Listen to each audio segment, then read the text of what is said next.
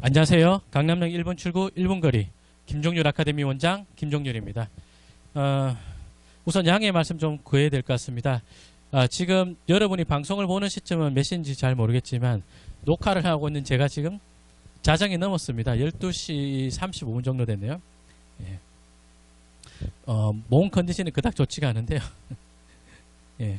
좀 양해 바라겠습니다. 제가 유튜브를 오늘 아니면 찍을 시간이 도저히 없을 것 같아서 몰아서 찍고 있습니다. 또 역시나 카페 언론 질문인데요. 답변 듣고 나서 신나서 질문 올립니다. 신나셨네.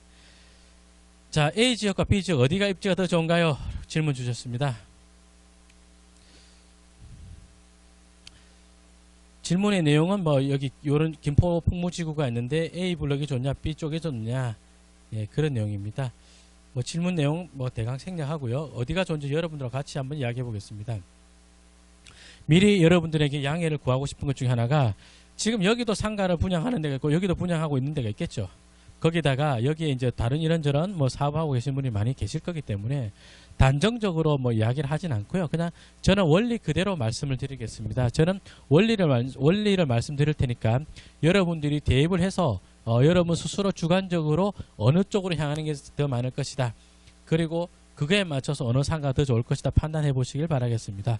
우선 풍무역이 있네요. 택지개발지구의 전철역이 개통 예정인 것 같습니다. 자, 제가 전철역에 대해서는 한번 그 전에 강의했던 사례가 있으니까 그전 유튜브 강의를 봐주시면 감사하겠습니다. 어쨌든 여기 있으니까 이쪽은 역세권 상권입니다. 그 점은 맞습니다. 다시요. 제가 그전 강의에서도 말씀드렸습니다. 택지개발지구 역세권이라고 무조건 역세권 좋은 거 아니다, 그런 말씀 드렸죠.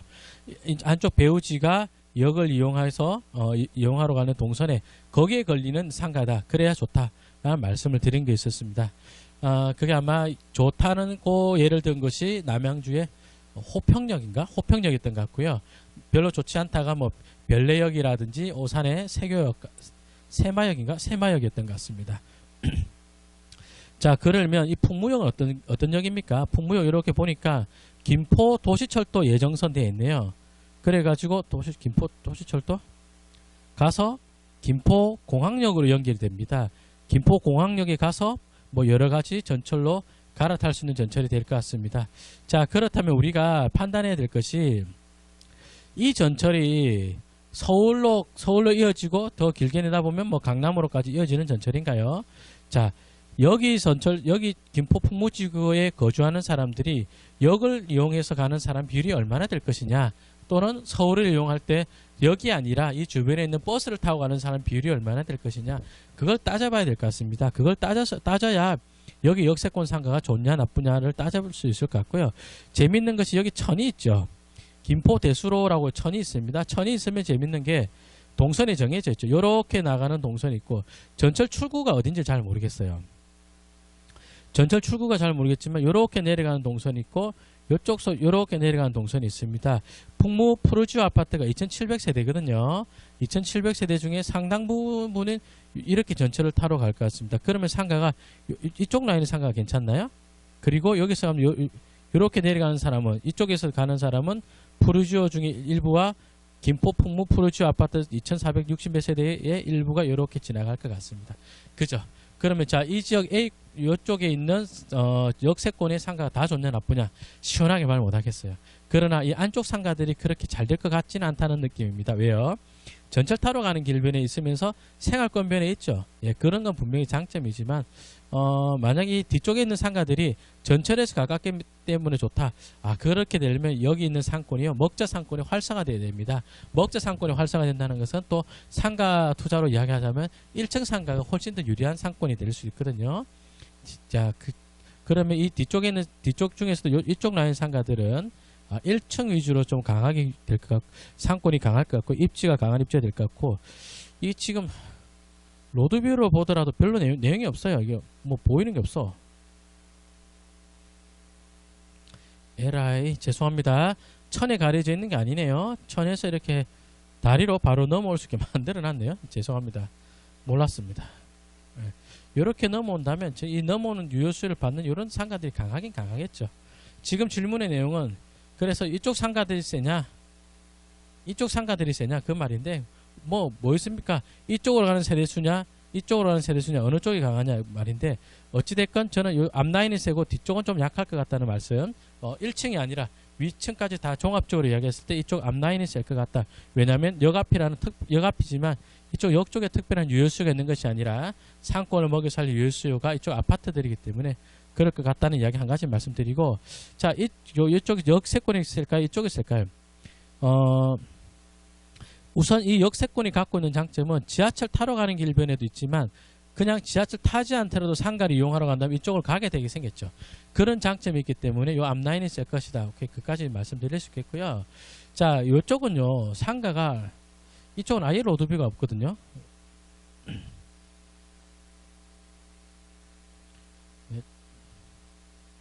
이걸 보고 내가 어떻게 맞출 수 있을까?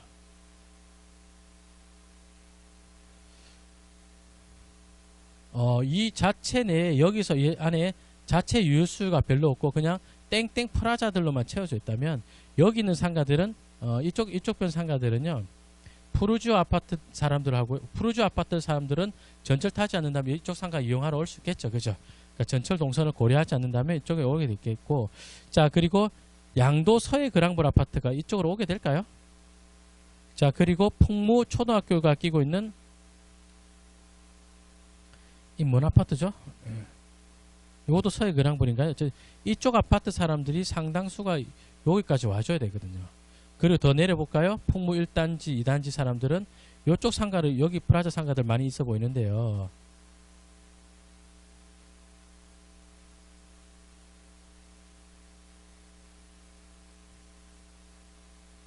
이 프라자 상가들이 아니네요. 이 상가가 어디 있는 거야?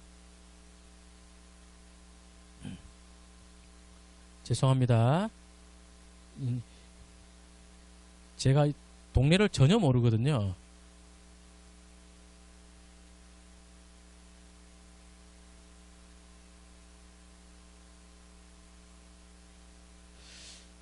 뭐 이렇게 프라자 상가들이 없나 이쪽은? 제가 눈치로 맞추자면 이쪽에 상가들이 이렇게 다 저층이잖아요, 그죠? 저층인 이유는 어디 근처에 상권이 굉장히 강력한 데가 있기 때문에 상가 소유자들이 고층으로 짓지 않은 것 같은데, 그게 이쪽인가?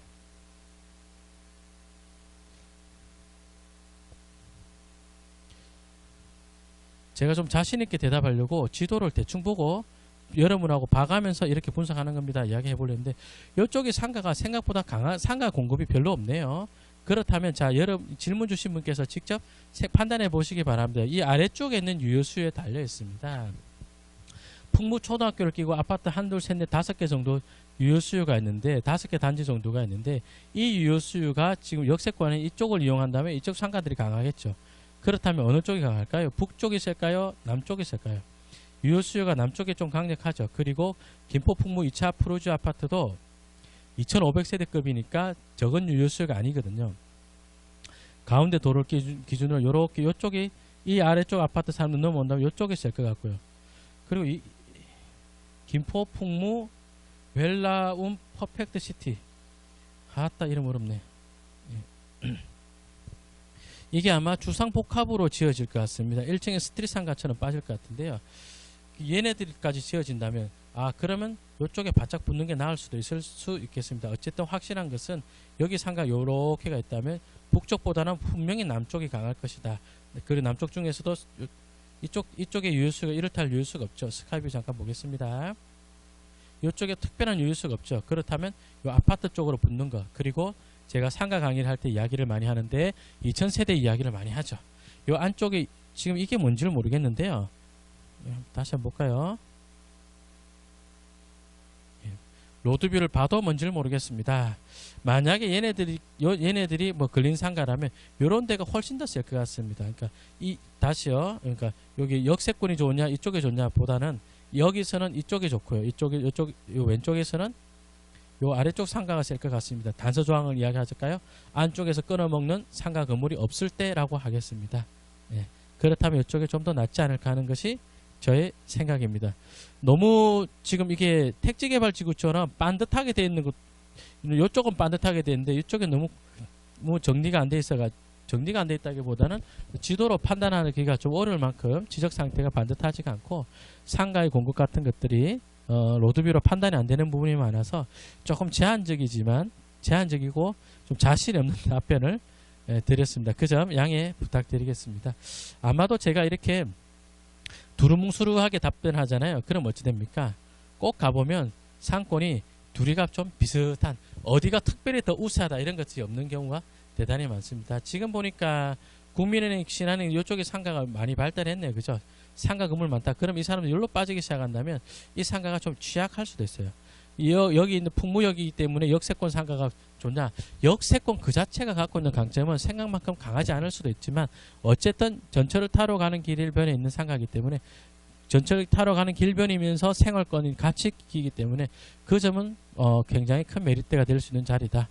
예, 요 정도로 답변 드리겠습니다. 그러니까 단정적으로 이쪽에 좋냐 이쪽에 좋냐 그렇게 시원하게 말씀드릴 수는 없을 것 같고요. 이쪽에서 고른다면 이런 상가, 이쪽에서 고른다면 남쪽에 치우친 상가라고 말씀을 드릴 수 있을 것 같습니다. 자, 여기까지만 하고요. 또 여러분의 질문에 대해서 성실히 답변할 수 있도록 하겠습니다. 감사합니다.